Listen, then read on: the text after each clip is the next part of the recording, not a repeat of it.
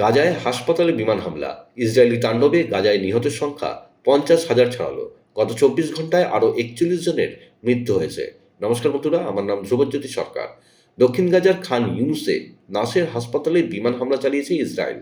এতে অন্তত 2 জন মারা গেছেন। নিহত 2জনের একজন হামাসের জ্যেষ্ঠ নেতা এবং আরেকজন 16 বছর বয়সী কিশোর। এক বিবৃতিতে হামাস জানায়, ইসমাইল বারহুম নামের হামাসের রাজনৈতিক ব্যুরোর ওই নেতা হাসপাতালে গত রবিবার শেষ ভাগে চিকিৎসা নিচ্ছিলেন। ইসরায়েলি প্রতিরক্ষা মন্ত্রী ইসরায়েল কাটেজও বারহুমের মৃত্যুর ঘটনা নিশ্চিত করেছেন।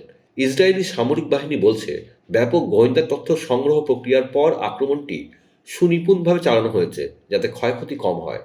আল জাজিরার প্রতিবেদন বলছে, ইসরায়েল গত মঙ্গলবার যুদ্ধবিরতি ভেঙে দেওয়ার পর থেকে এ পর্যন্ত হামাসের রাজনৈতিক ব্যুরোর 4 সদস্যকে হত্যা করা হয়েছে। নাসের হাসপাতালের একটি ভিডিও সামাজিক যোগাযোগ মাধ্যমে ছড়িয়ে পড়েছে। এই ভিডিওতে হাসপাতালের উপরের তলাগুলোতে আগুন জ্বলতে দেখা যায়। এই আক্রমণে আরও 8 ফিলিস্তিনি আহত হয়েছেন। আহতদের সবাই আগে থেকেই হাসপাতালটিতে চিকিৎসা নিচ্ছিলেন। গাজা জুড়ে যে হাসপাতালগুলো রয়েছে সেগুলোকেও বেশ সমস্যার মুখে পড়তে হচ্ছে। কোনো চিকিৎসা সরঞ্জাম বা ওষুধ নেই। ইসরায়েলি বাহিনী 21 দিন ধরে সীমান্ত পারাপার বন্ধ রেখেছে। গাজার অন্যান্য স্থানেও পরিস্থিতি প্রতিকূল হতে শুরু করেছে।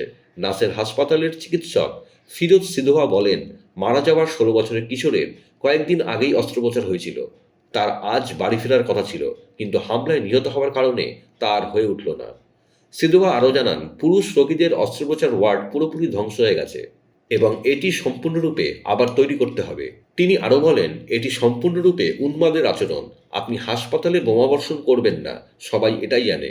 যুদ্ধবিরতি ভেঙে পড়ার পর থেকে এ পর্যন্ত ইসরায়েলি বাহিনী 600-র বেশি মানুষকে হত্যা করেছে।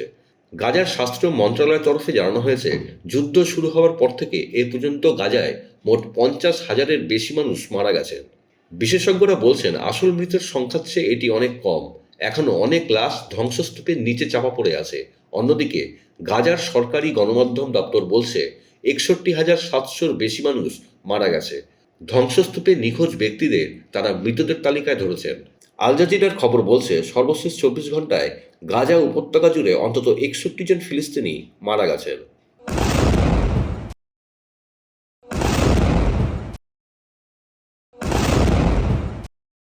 বন্ধুরা, ভিডিওটি ভালো লাগলে দয়া করে লাইক শেয়ার করে দেবেন, আমাদের পেজটা ফলো করে নেবেন আর আপনার মতামত কমেন্ট করে অবশ্যই জানান।